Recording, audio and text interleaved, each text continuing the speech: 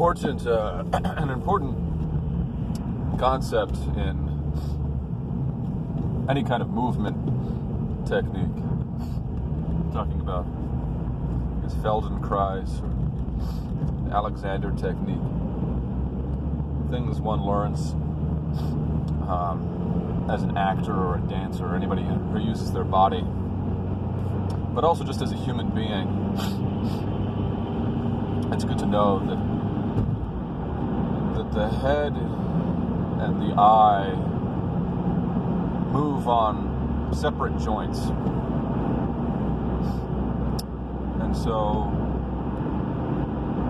when you look at something, you can do so with your eye, with your head, moving your whole face, or more likely some combination of the two. And in fact, your eye always moves, I think, because even when you move your head, your eyes remain in place. It's kind of sort of an odd faculty of the eye, that it remains fixed to whatever it's looking at, even if your head moves around, even if your body moves around, until it experiences some strain when your face moves around too much, and then it's forced to move, but it's always darting around anyway. It's never staying entirely still. Even when you look at a fixed point, it's sort of jittering around a cluster of different points within a certain range. It would be interesting to study the musculature of the eye itself. It's now known, for instance, not in any kind of mainstream way, but it's known among those who know that nearsightedness can basically be cured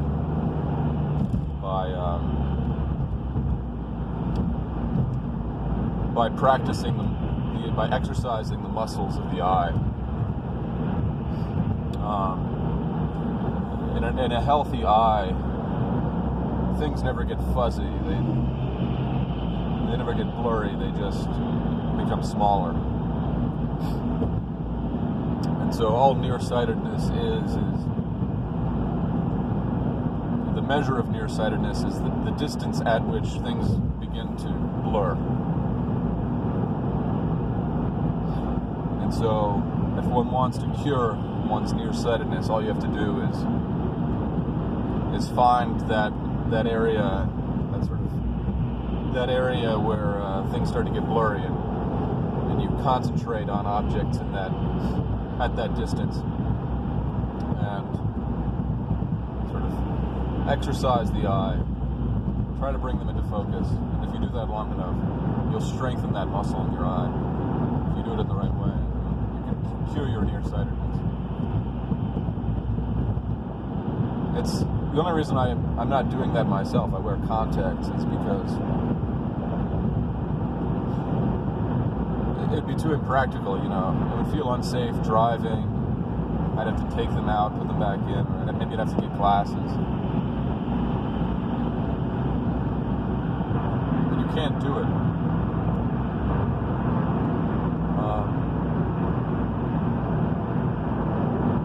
As for arriving at some kind of alignment with your body movements, your head movements, and your eye movements, it's sort of a bodily thing. It is a bodily thing, but it's also a spiritual thing, a psychological thing. Because your eye naturally goes toward what it wants to see. Or if you're not using your eye, if you're using your imagination and your eyes are open, then your eye, it becomes more passive because your attention is not placed on it. but it's still looking around at things.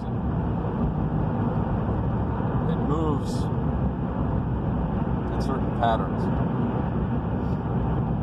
that might be more or less habitual.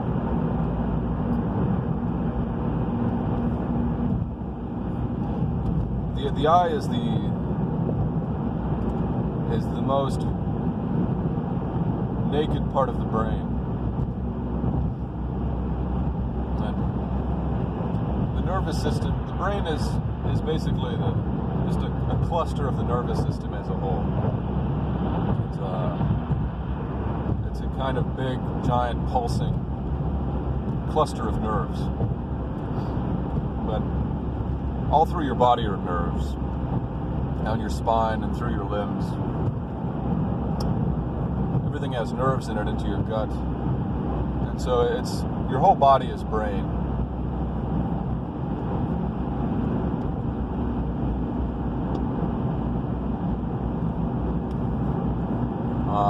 But your eyes are especially brain, because the light comes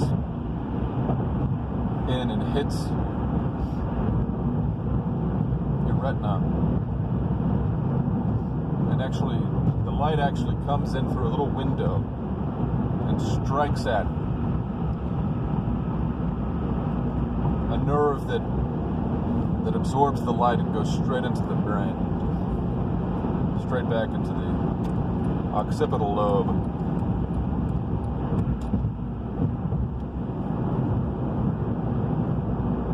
So it's the most immediate brain sensor. Window to the soul, etc.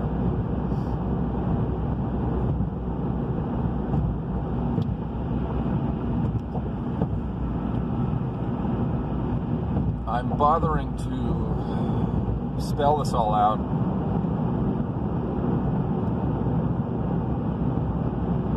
because I just watched my brother perform stand-up comedy in Shanghai. My brother lives in China. My older brother.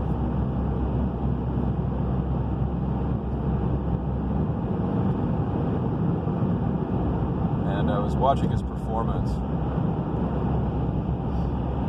and I was noticing his body movement was jittery, and I often notice the same in myself. Unless I really steel my will and force myself not to, I have the same exact tendency to move all around.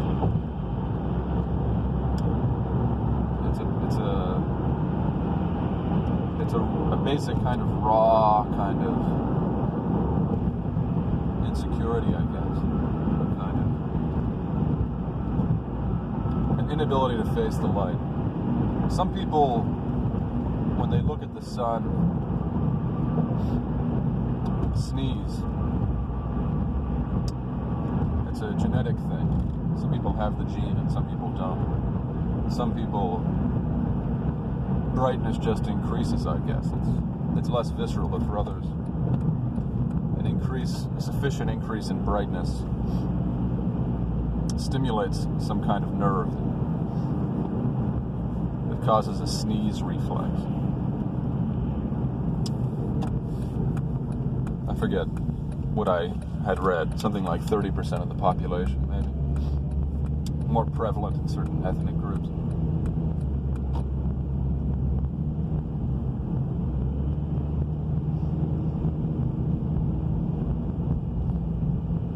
My nose is always itchy.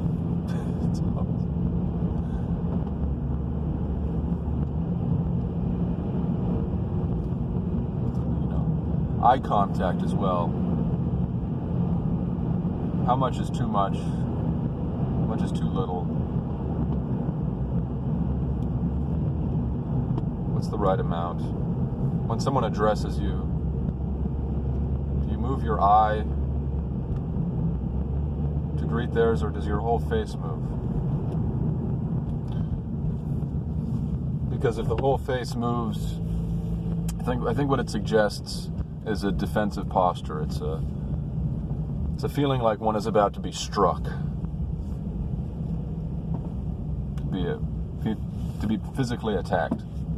It's getting the body in alignment to defend itself, to push away. But if one has more of a sense of security, a simple movement of the eye is all you need, because all you need is to take in the information, to take in the sight. There's no need to pivot the whole body. I mean, you might want to for other reasons, to gesture out of courtesy. There are other reasons. The thing isn't entirely reductive, but it's useful to talk about in this reductive way, I think. Or maybe it's just interesting. What's interesting versus what is useful. What might be useful is to attend to the thing, practice the thing.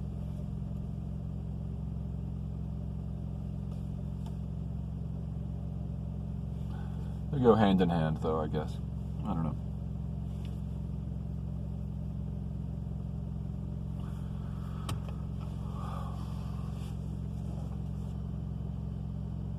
Well, the topic of sexuality came up in my last video, and at the very end. And I said some things off the cuff, which Paul Talk responded to.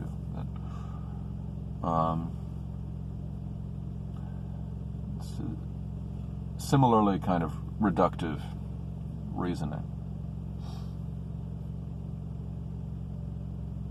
Similar to, I think, what I just said about the eye and the head.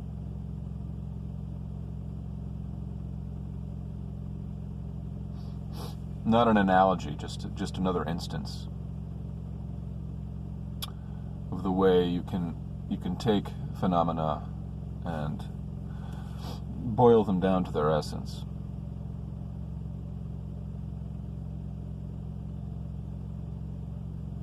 What seems most essential.